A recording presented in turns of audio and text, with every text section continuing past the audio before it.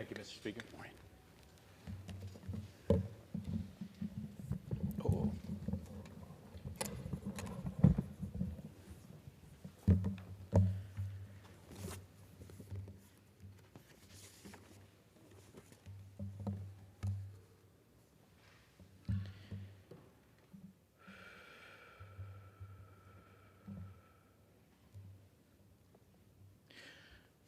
Thank you, Mr. Speaker. As we near the start of Hispanic Heritage Month 2024, I rise today in honor of my family who arrived in the United States over 70 years ago. I rise to speak of the Cárdenas family's journey and accomplishments and our impact on the diaspora of the Latino experience and history of the United States.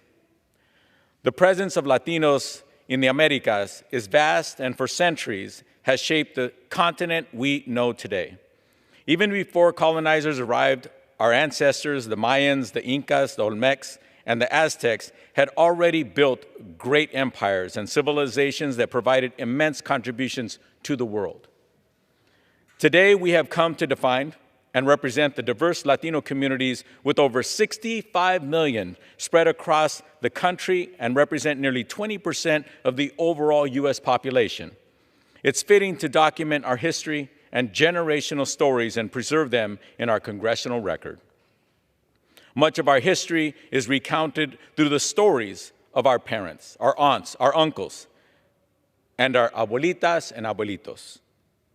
These stories passed on to me and others for generations, and to another often allow us the opportunity to acknowledge the work and hard work and the difficult decisions of those that came before us. We stand on their shoulders, benefiting from the hard work, tough decisions, and unwavering determination that paved the way for us. Today, new generations are initiating their own American Latino stories and are embedding them in our country's history. Today's Latino stories are being written by the new immigrants coming to this country, having overcome obstacles and incredible journeys. As the proud son of Mexican immigrants, I know firsthand that when immigrants come to this country, they work hard and contribute in countless ways to our great nation.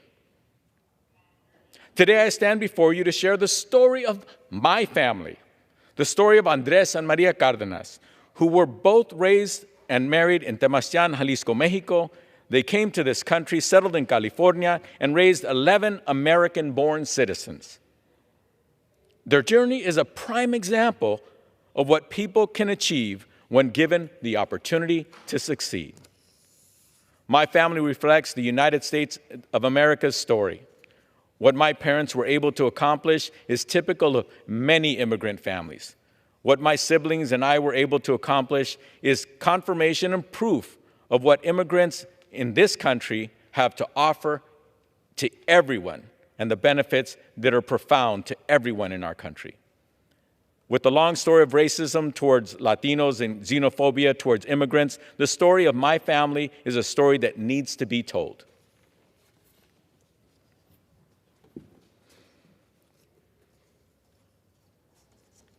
Mr. Speaker, my family story in the United States of America began in the 1920s when my maternal grandfather, Ciriaco Pablo González Quesada, yes, that's one person, migrated from Mexico to work for the railroad company in New Mexico. During this initial stay, Ciriaco lived in freight cars and moved anywhere where work was available. Like many immigrants, my grandfather just wanted the opportunity to work, provide for his family, and be a responsible contributing member of the community.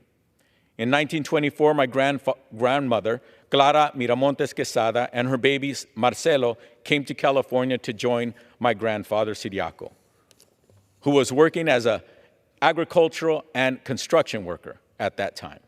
My mother, María Encarnación Chonita Quesada, was born on March 25th, 1928 in Avalon, Catalina Island, California. My mother was the third oldest child of Ciriaco and Clara, and she was one of 9 siblings. An American citizen by birthright, she spent the first 3 years of her life on the quaint island as my grandfather, Ciriaco, who had earned a reputation of being a hard worker, was employed for 3 years by the famous industrialist and chewing gum magnate, William Wrigley, Jr., to work in the construction of Catalina Island's now iconic casino. But the good fortunes turned, and my family experienced one of the darkest times in our country's history. As our country faced the hardships of the Great Depression, hostility turned against Mexican Americans and Mexican immigrants who were blamed for the lack of employment opportunities and were given an ultimatum to leave the country voluntarily or endure a forceful deportation. Between 1929 and 1939, the U.S. government launched the Mexican Repatriation Program, the largest deportation effort of any people in our country's history, where an estimated 2 million people were forced out, of which 40 to 60% of whom were United States citizens, and a majority were children. Among them were my mother, Maria Encarnacion, and her sister, my aunt Natalia, who were born here in the United States. However, in 1931, my grandfather took into consideration the changing turn of events and decided, rather than put his wife and children through that humiliating and life-threatening ordeal, he chose to return to Mexico.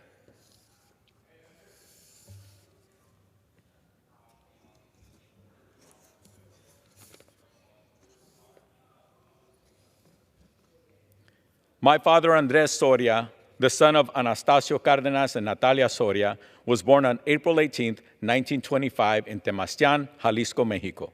Andrés Cárdenas was the oldest of 7 brothers and sisters.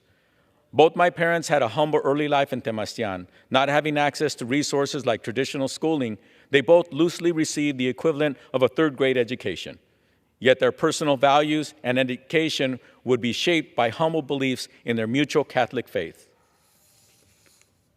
My father developed his strong work ethic by working in his early years as a farm worker in the fields of Jalisco and Nayarit, Mexico. No matter how punishing or difficult the work was, he always did things without complaint. My parents eventually met and fell in love in the little town of Temastián, Jalisco, and on July 1st, 1946, Andrés and María Cárdenas got married at El Santuario del Señor de los Rayos Catholic Church. It was a marriage that was blessed with 11 children and would last 47 years until our father passed away. Their time in Mexico as a newlywed couple would be brief. During and after World War II, the U.S. government sought agriculture and railroad workers from Mexico to address their labor shortages and reverse their previous racist and xenophobic Depression-era deportation repatriation policies. This change in policy moved my grandfather, Ciriaco, to make his return to the United States in 1947 under their Bracero program. And that's when my parents, Andrés and María, chose to come to the United States to start a new life.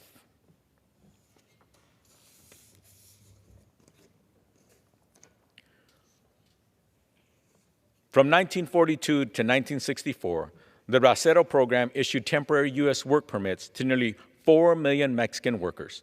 The program allowed the country to capitalize on cheap labor and benefit from the blood, sweat, and tears of families like mine. Once in the United States, Andrés and María Cárdenas settled in California's Central Valley, living in a farmhouse near Stockton to work as farm workers. It was a new beginning for Andrés and María, one where they would see their family grow and be exposed to new and greater opportunities. Within the years they lived in Camp Number 12 on McDonald Island, Andrés and María Cárdenas would become the first 3 of their, they would welcome the first 3 of their 11 children. Catalina Katy Cárdenas, their first child and daughter, was born on February 10, 1948. A year later, on February 19, 1949, they welcomed their second child, Elivira Vera Cárdenas.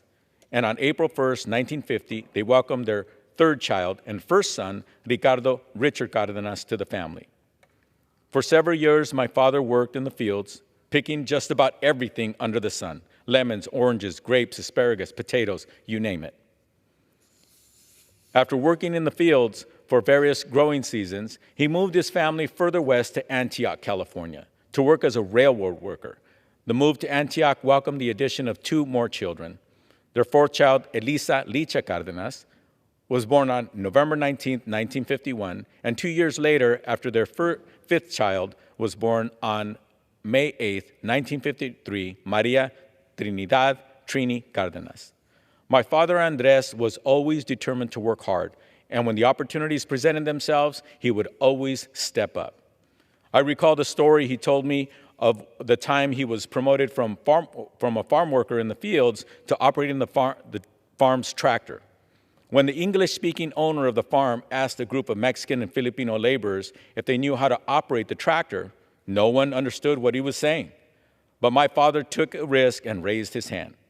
When the owner took him to the tractor and handed him the keys, my father waited for the man to leave to figure out how to turn the tractor on, and he began to teach himself how to operate that tractor. My mother and father were humble people. They didn't brag about their life or their accomplishments. They chose not to indulge in vain conversations. There were times we learned some of their personal stories and accomplishments through the accounts of others. One of the stories my siblings and I came to learn over 40 years after it occurred was about a time a fire broke out while my father was working in the fields. A family friend, Victor Cervantes, the son of a farm worker by the name of Pedro Cervantes, shared the story that his father told him. Pedro was burning the field in order to remove the crop residues of the previous harvest, and things quickly got out of control. The water pump that connected to the levee for the purpose of controlling the burn suddenly stopped. It stopped working, and the fire quickly spread and surrounded him. Realizing his dire predicament, Pedro lay down and began to say his last prayer. At that moment, my father, Andrés, drove the tractor through the flames and pulled Pedro out of the fire and saved his life. My father and my mother never shared that story with any of their children. He was a hero. He saved a man's life that day. Yet the story was unknown to us for over 40 years. It was several years after my father's passing that our close family friend, Victor, shared the accounts of that day with one of my older sisters, Nani, and she shared the story with me. Since my father had already passed away, I went to see my mother the next day to confirm the story. I asked my mother, "Is it true that my dad saved a man's life when he was working in the fields many, many years ago?" And without any emotion, she replied, "Sí," which means yes. Astonished by her response, I asked why they never shared the story with any of us, and she replied, "Hijo, nomás estaba haciendo su quehacer," which translates to, "Son, he was just doing his job." Andrés Cárdenas was not a firefighter.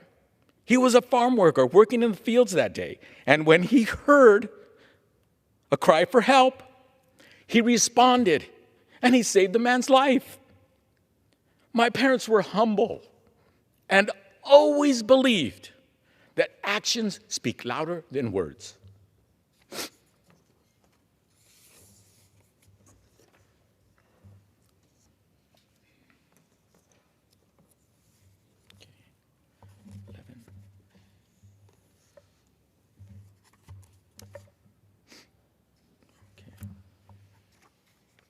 In the early 1953, my parents decided to leave California's Central Valley, and they moved to the suburbs of Los Angeles. For a short time, they lived in San Gabriel, California, in a community that included relatives and friends who had emigrated to the United States from Temastián, Jalisco, and their neighboring towns.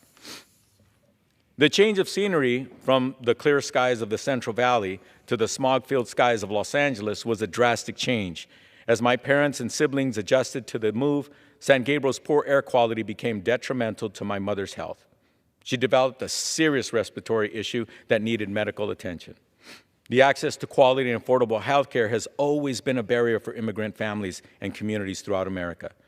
It was back then, and it is today. The high costs of care and medications often made immigrant families decide to avoid visiting the doctor, even if they find themselves in dire situations. This was certainly the case for the Cárdenas family and the household back then. As my mother dealt with her medical condition, she began to worry for the health and well-being of her children. My father and mother decided what was best for their family was to move away from the bustling city and move to the suburbs in the San Fernando Valley. Due to the redlining policies that existed at that time, Andrés and María Cárdenas were only allowed to buy a home in Pacoima, California. Pacoima was deemed a redline community due to the mostly low-income white, black, and brown people who lived there. Yet the redline stigma was never a concern for any of its residents, as it became a very welcoming community and a wonderful place to raise your children. On November 17, 1955, my father, who at that time was working for the Labor's Local 300 Union, was able to purchase our family home on Fillmore Street in Pacoima. This home, which to this day remains in the family, would see the Cárdenas family double in size with the birth of the next 6 Cárdenas children. On April 3, 1955, my parents welcomed their 6th child, Andrés Papi Cárdenas Jr., to the family. Their 7th child, María Nani Cárdenas, was born on February 2, 1957. The 8th child, José Cárdenas, was born on August 27, 1958. The last 3 of the children were all born in the 1960s. María del Rosario Challo Cárdenas was born on October 7, 1960. Ernesto Ernie Cárdenas was born on November 8, 1961. And I, Antonio Tony Cárdenas, was the last of their 11 children to be born on March 31, 1963. In Pacoima, our family's social and community involvement revolved around the Catholic Church. My parents were devoted Catholics who always looked to be involved parishioners. My mother's devotion led her to dedicate herself to the service of Adoración Nocturna, the Nocturnal Adoration Society, and Las Guadalupanas Society, both part of the Santa Rosa Parish in the city of San Fernando. She also extended her service to Las Guadalupanas and La Legión de María of the Mary Immaculate Church in Pacoima. Like many immigrant families, we were guided by our religious principles. We attended Sunday Mass and participated in church events. My parents instilled in us the golden rule. In everything you do, do to others what you would have them do to you. They weren't just words, they led by example. My father Andrés took his responsibility as the breadwinner very seriously. His deep love for his family meant that he ensured that there was always food on the table. His work ethic meant he would work 5, 6, or 7 days a week with an attitude of gratitude, appreciation, and without complaint. For approximately 15 years, my father Andrés worked as a construction laborer throughout Los Angeles. His construction career led him to help build the foundation of the San Fernando Valley we know today. He was very proud of building the roads, highways, schools, and universities, the infrastructure that stands in the valley to this day. In the late 1960s, after years of working in construction, my father was able to begin his gardening business, and for the first time, his professional career took him to be his own boss. He started with a few neighborhood clients, and little by little began to expand his business across the valley. During the San Fernando Valley's hot summer days, where we endured 100-degree weather, my father chose never to take a day off. As he sought to teach us strong work ethic, he would take all of his sons to work with him. We didn't appreciate it at the time, but his hard work ethic led all of us to be successful in all of our respective careers. María Cárdenas was a homemaker. She raised and took care of her 11 children, and in addition to the care, she provided us her love and extended that love to other neighborhood kids that she was entrusted to care for. My mother, María, gave the kids the loving care that every child deserves.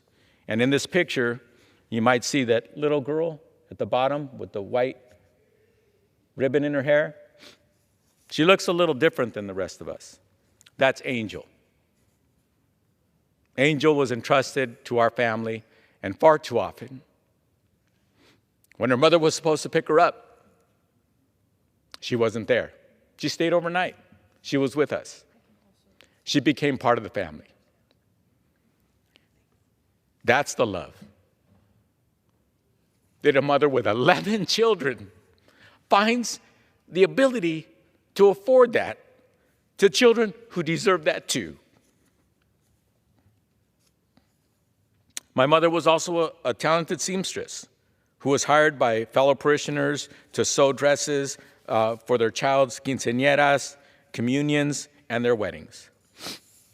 I recall she had a natural skill of producing beautiful dresses just by listening to the requests from her customers or by following the rough sketches that they provided. I got to witness the faces of satisfaction once they received my mom's creations, sometimes bringing the bride to tears.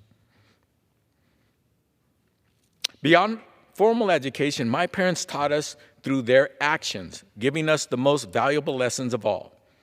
In the Mexican culture, the most important education doesn't come from a degree, but from the instruction at home. It's where my parents instilled in us the values of compassion, love, respect for others, trustworthiness, and the importance of pouring your heart and soul in everything that you do. All of Andrés and Maria's 11 children attended Telfair Elementary, San Fernando Middle School, and San Fernando High School. Andrés and María were proud to know that their children were able to achieve a formal education far beyond what they were able to achieve growing up in Mexico. We grew up in a neighborhood with its share of challenges, but none of the Cárdenas children ever ended up in the backseat of a police car. We followed our parents' examples, took the advice of caring teachers and mentors, and always gave our best in everything that we did. The next generation of Cárdenas family have been blessed with opportunities and accomplishments that far exceeded the dreams of our parents, Andrés and María Cárdenas.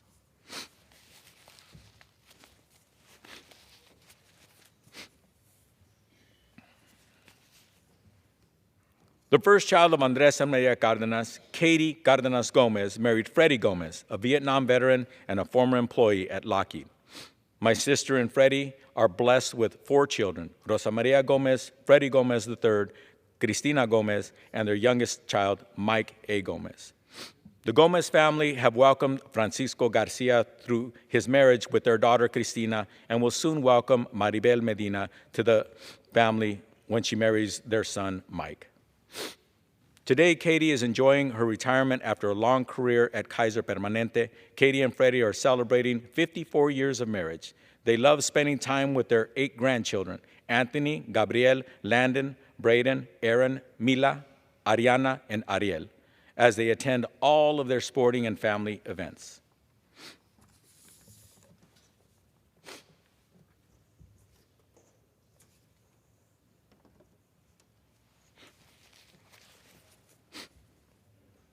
My sister Elivira, Vera Cárdenas Loa, the second child of Andrés and María, married Richard Loa, an attorney with a long-standing career since 1977.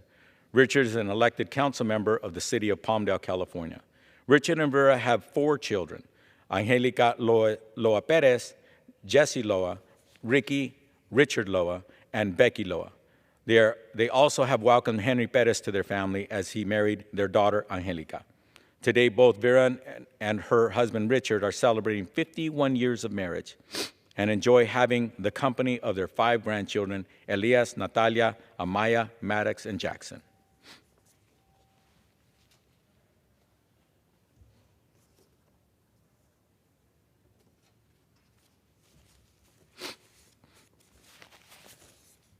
The third child of Andrés and María Cárdenas, Ricardo Richard Cárdenas, received his engineering degree from the University of California, Los Angeles, UCLA, and retired after a long career at the NASA's Jet Propulsion Laboratory.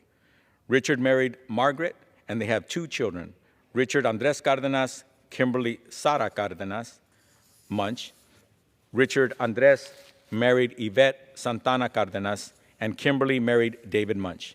Today, my brother Richard and Margaret are celebrating 48 years of marriage and are spending quality time with their 4 grandchildren, Diego, Vincent, Hudson, and Turner.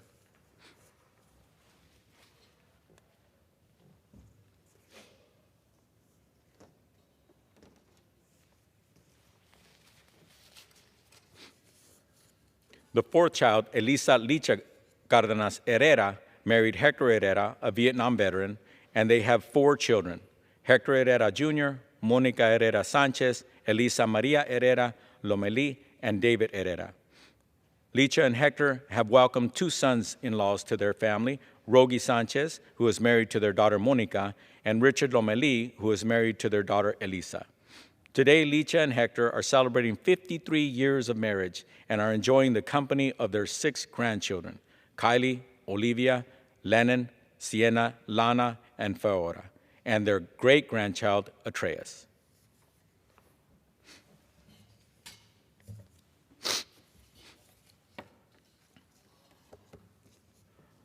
Maria Trinidad Trini Cárdenas Rodríguez, the 5th child, graduated from California State University Northridge with a bilingual K-12 teaching degree. She married Luis J. Rodríguez, who is a writer, journalist, poet, and activist. They have 4 children, Ramiro Daniel Rodríguez, Andrea Victoria Rodríguez, Ruben Joaquin Rodríguez, and Luis Jacinto Chito Rodríguez. Their daughter, Andrea, is married to Sean Patrick Kenny.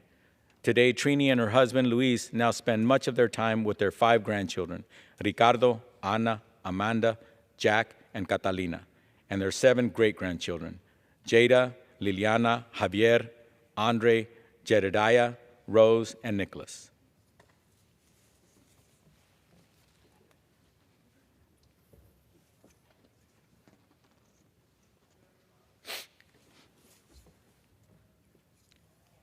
My brother, the 6th child, Andrés and María Cárdenas, Papi Cárdenas Jr., succeeded academically. His teachers and counselors saw immense promise in Papi, so much so that the San Fernando High School nominated him to be the delegate to the American Legion California Boys State program. The California Boys State celebrated and sought students who embodied the spirit of their schools and communities, and it was fitting that they chose Papi, a young man of great character and always looked to be of service to others. Sadly, on July 4th, 1971, during a family trip to Rosario, Baja California, Mexico, Papi rescued someone from drowning and lost his life in the process.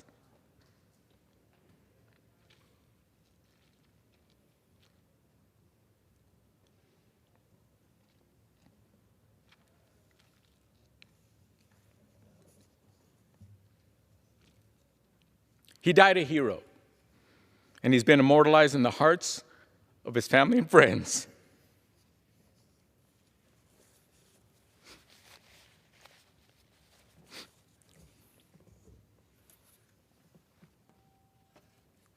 Maria Nani Cárdenas, the 7th child of Andrés and María, married Enrique Sanchez, and they had 5 children: Luz María Sánchez, Esperanza Sánchez, Enrique Sánchez Jr., Cristal Sanchez, and Jose Andrés Sanchez. Today, Nani enjoys spending time with her 3 grandchildren, Gabriela, Sebastián, and Andrés Mateo.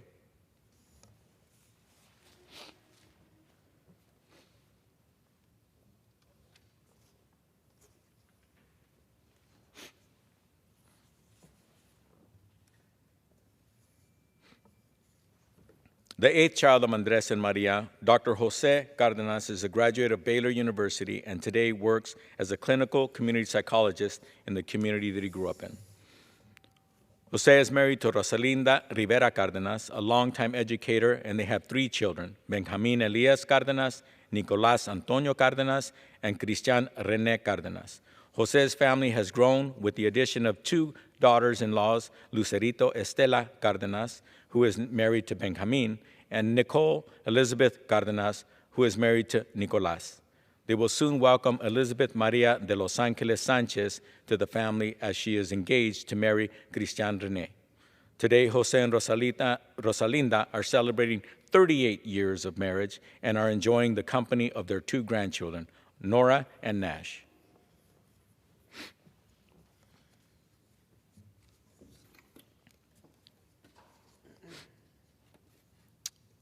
My sister, Maria del Rosario Cárdenas Cline, Challo, is the 9th child and the last daughter of Andrés and María. Challo completed UCLA's bilingual dental assistant grant program and for over 30 years worked in the dentistry field. Challo is married to Richard Cline, a retired engineer, and they have spent 22 years together raising their 5 children, Selena Reyes Joel, Monique Reyes, Derek Cline, Lucas Cline, and Rebecca Cline. Over the years, Challo and her husband Richard have welcomed new members of the Cárdenas Cline family, with Selena's marriage to Jason Joel and Lucas's marriage to Amanda Cline.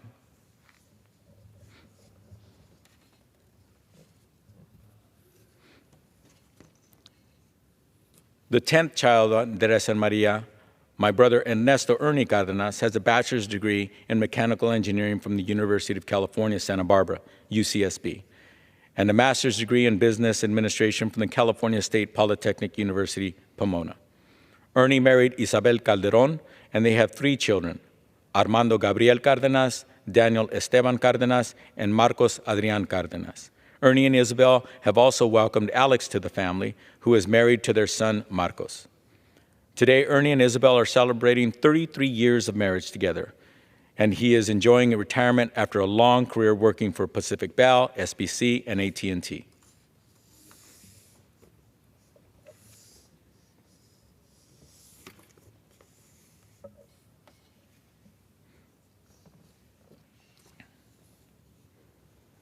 As the last child born to Andrés and María Cárdenas, I benefited from witnessing my siblings' life experiences and the examples as it helped shape some of my academic and professional pursuits.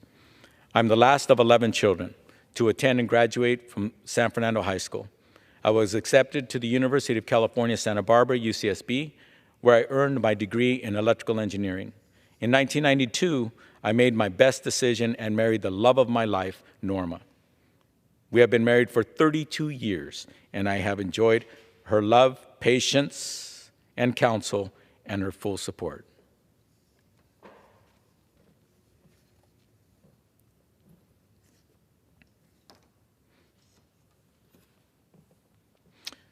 We've raised our 4 incredible children, Vanessa Marie de la Rosa, Cristian David Cárdenas, Andrés Antonio Cárdenas, and Alina Briana Cárdenas.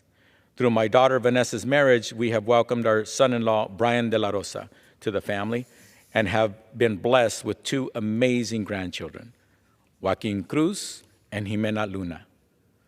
For nearly 29 years of public service, I was honored to have the trust of the incredible people of the Northeast San Fernando Valley. In 1996, I ran for the California State Assembly and became the first Latino to represent the San Fernando Valley in our state's capital. I was elected to the State Assembly for 3 terms. In 2003, I won a seat on the Los Angeles City Council to represent the 6th District. I proudly represented the San Fernando Valley residents for nearly a decade in City Hall. In 2012, with the support of Norma and the rest of my family, I decided to run for the United States Congress. I have the distinction of being the first Latino to represent the San Fernando Valley in the United States House of Representatives. After 12 years serving in Congress, I decided to retire from my position to focus more time on my family and allow the next generation of leaders the opportunity I was granted. And I'd like to take a point of privilege and acknowledge the United States Senator from California who's here in the chambers with us, who also grew up in Pacoima, who's also the son of immigrant parents from Mexico. And that's what I mean when it's time for me to move on and leave the opportunity for great leadership to flourish and continue to represent us. And I just want to thank United States Senator Alex Padilla for all of the commitment he's given, not only to the community of the Northeast Valley, but to the state of California and to our country. Again, in the spirit of the Hispanic Heritage Month, I thank you.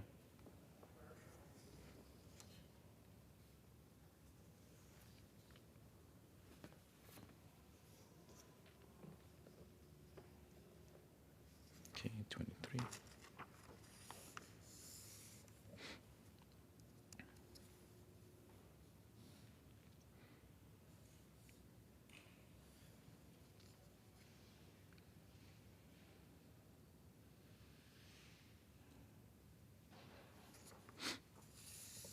Today, I think of my parents and their journey, of their love and instruction, and I would have wished they could have seen all of our accomplishments. I hope that by telling their story today, they are proud of us all. Andrés Cárdenas Soria passed away at his home in Pacoima, California on July 3rd, 1993. He is surrounded by his family and the friends that respected and loved him dearly. 6 years after our father's passing, on October 26, 1999, María Encarnación Chonita Quesada Cárdenas passed away while she was spending time with family and friends in her hometown of Temastián, Mexico. Andrés and María Cárdenas were survived by their 10 children, 38 grandchildren, 35 great-grandchildren, and their 8 great-great-grandchildren.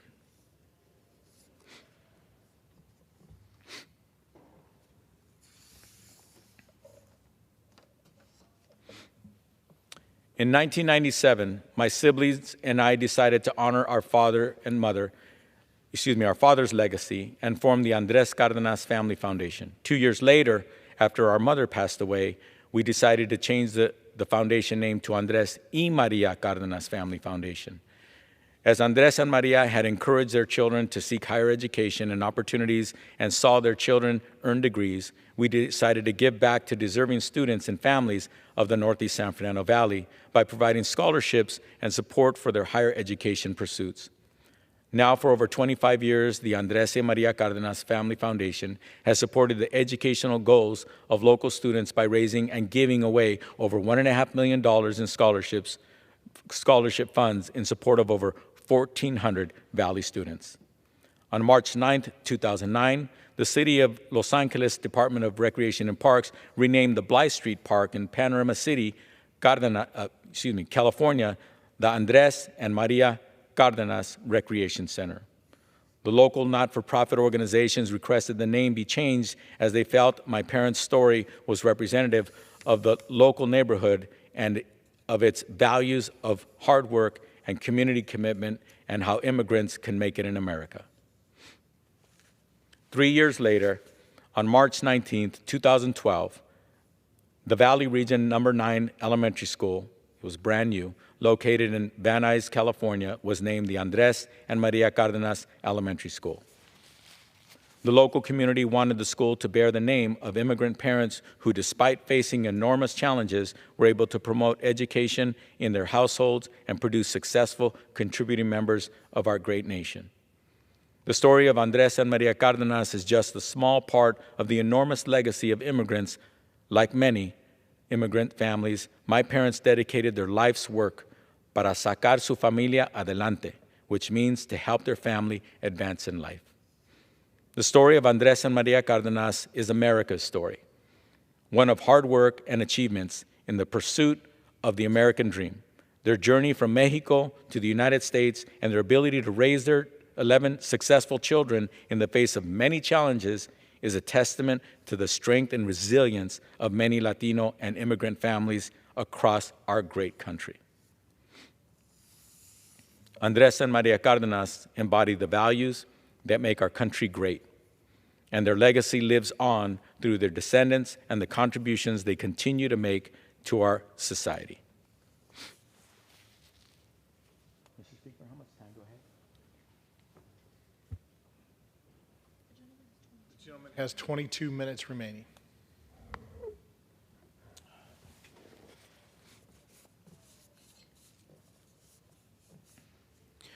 The Andrés and María Cárdenas Family Foundation was created and built in the spirit of community. Like many families across this great nation, it's easy to take things for granted, to assume that this is the way it should be, that things become easy. But the reality is, for far too many families in every community across America, hardworking parents, sometimes working 2-3 jobs, when their child says, "Mom, Dad, I got accepted to Brown University." First of all, their parents are like, "¿Qué es Brown? What does that mean?"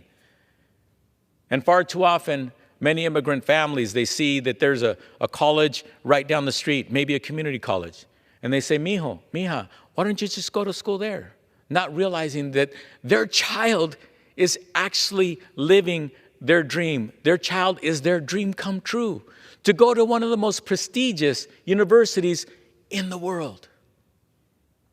So it takes organizations like the Andrés y María Cárdenas Foundation to bring those parents in and to congratulate them and say, your daughter is going to Berkeley. Your son is going to MIT. Your daughter, your son, and to let them know how proud they should be, and they are proud, but to help them understand how important it is that they support them. And many parents, especially immigrant parents, struggle with the idea of letting their little mija, their little daughter, go thousands of miles away to go to school when there's a campus right down the street. These are the kinds of cultural nuances, the kinds of things that some Americans don't understand.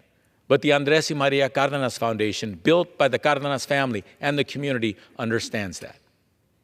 And along with that, giving those young people the resources, the dollars that they earned and deserve, that their parents in many occasions cannot afford to give them, to be able to achieve their dreams.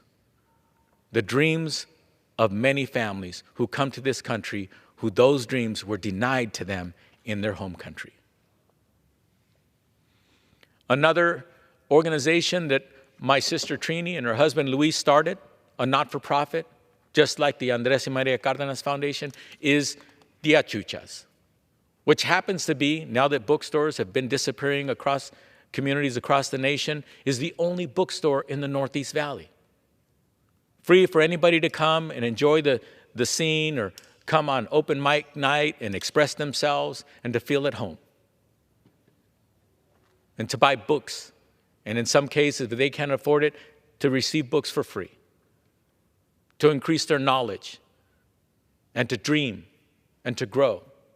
And to know that in a community like the Northeast Valley, there's always a home for you. No matter how much money you make or don't make, there's always a place where you can go, where you're loved and you're respected, and you're allowed to be whoever you are and dream about being whatever you want to be. This is a not-for-profit that's been going on for decades, and a not-for-profit that will continue for many, many years to come, born out of the heart and the minds of Trini Cárdenas, my sister, and my brother-in-law, Luis Rodríguez. Another not-for-profit started by one of my family members is Luminarias, by José Cárdenas and his wife, Rosalinda. Rosalinda was a lifelong educator. José Cárdenas, when he graduated from college with his Doctor of Psychology degree, he came right back home to the community to be one of the few bilingual psychologists to serve a community of hundreds of thousands of people. He did it purposefully because he didn't want to be anywhere else but in the community that gave him so much. And today, their not-for-profit serves in Spanish and in English to parents and children, students in the Northeast Valley, to be able to get true, real health care and mental health care access, something that too many people in America just don't have access to. Mental health is something that's a stigma in many communities, and it's a stigma in our community, the Hispanic community. So it's wonderful to see that people are willing to dedicate themselves and to give of themselves to break those barriers and to make life better for others, and literally to save lives. When you're a psychologist like my brother, you know. When you're a teacher like my sister-in-law, Rosalinda, you know that the suicide rate for children is far too high in this country.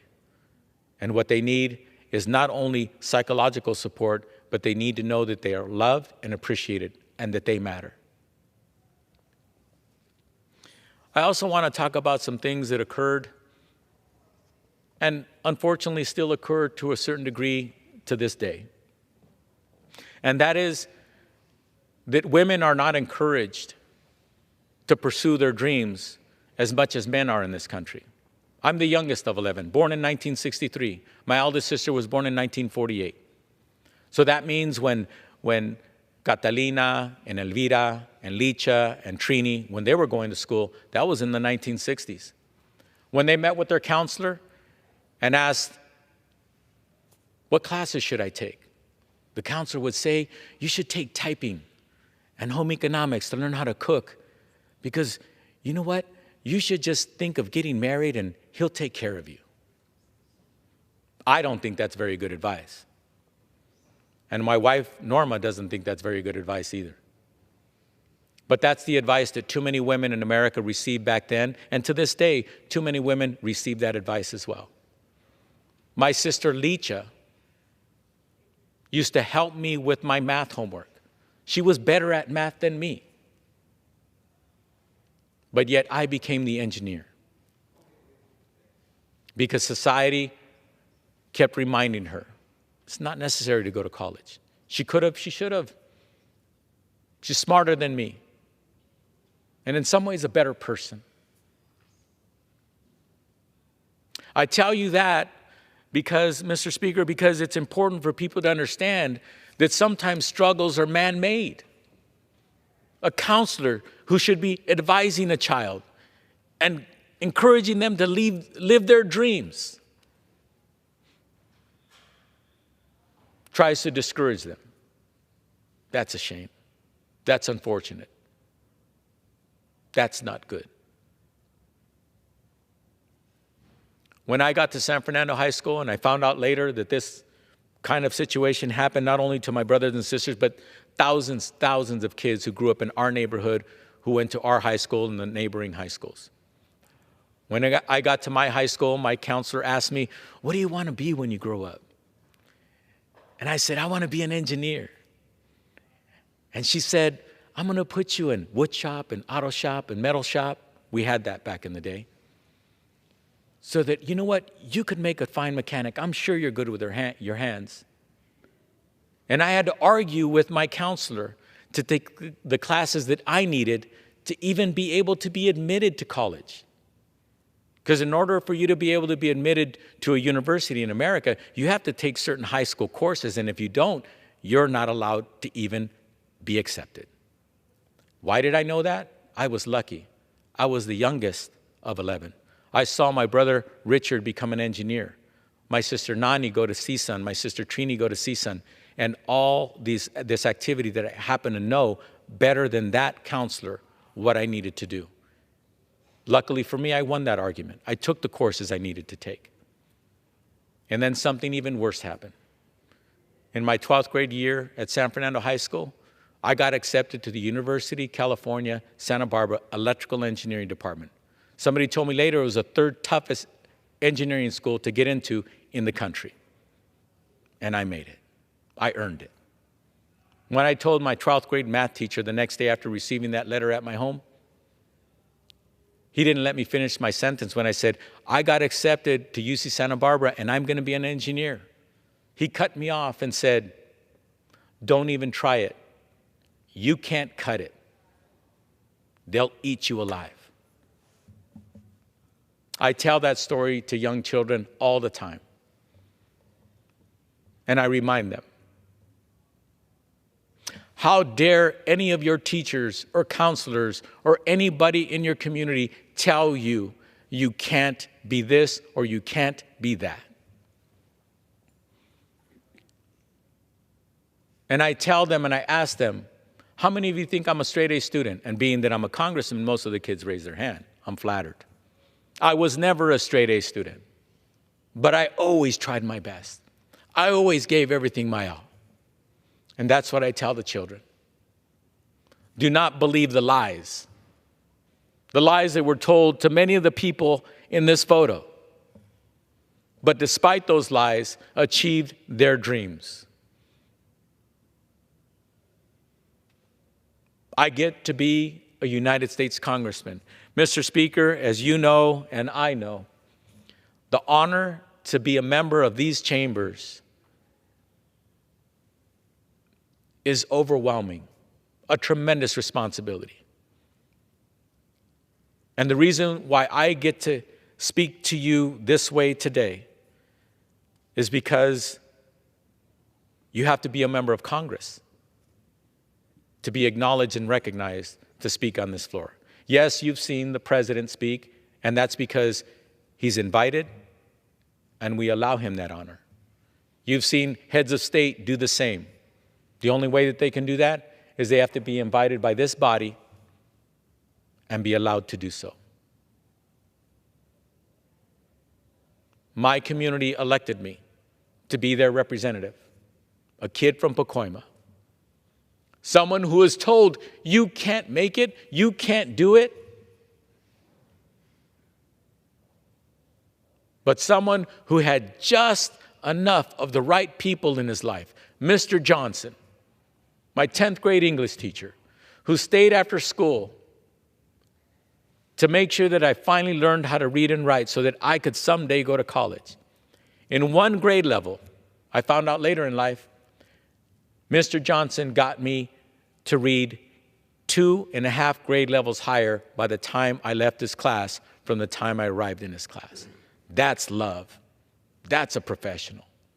That's an American who pours his heart and soul in what he does. And lucky for us, we've had just enough people in our lives to help us do that. Hispanic Heritage Month is something that is celebrated in the United States of America. And we have many months to celebrate many communities because we are a country that is great and we have a tapestry of people who have been here for hundreds of years and some people who just arrived yesterday. But a country that is great is a country that appreciates all of its citizens, all of its residents, all of the people who give of themselves and work hard and just dream for a better life for the next generation. That's the United States of America that I'm proud to be a part of. That's the United States of America, Mr. Speaker, that I've had the honor and privilege to enjoy. I stand on the shoulders of many. And I'm so proud to stand on the shoulders of the men and women right here beside me.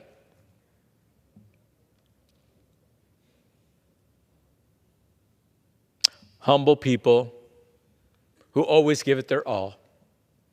Humble people who do things without complaint. Beautiful people who are American citizens, who are making this country wonderful, beautiful, and great in every little act that they've ever done. I also want to say that it's not lost on me that I've heard my brothers and sisters talk about how in their jobs they're always asked to be promoted. Sometimes they say yes, sometimes they say no thank you. Why is that? Because they give it their all. They put their heart and soul into what they do. And to me, that's all Andrés and María dreamed of. To have children who understand what it is to respect ourselves, to respect others, to work hard, to play by the rules, and to never think twice about giving, giving, giving. Mr. Speaker, the gentleman has 7 minutes remaining. I want to just say a few names of some great Latinos and Latinas who have influenced me, my family members: Cárdenas, Sánchez, Loa, Martínez, Padilla, Rivas, Rodríguez, Guzmán, Gutiérrez, Zaragoza, Gaviria, Franco, Herrera, Gómez, Rivera, Reyes, Pacheco, Montes, Ramos, Quesada, Pinedo, Pérez, Menéndez, Acevedo, Delgado, Snyder, Espaillat, García, Barragán, Casar, Torres, Polanco, Escutia, Jiménez, Vargas, Napolitano, Vela, and the list goes on and on and on.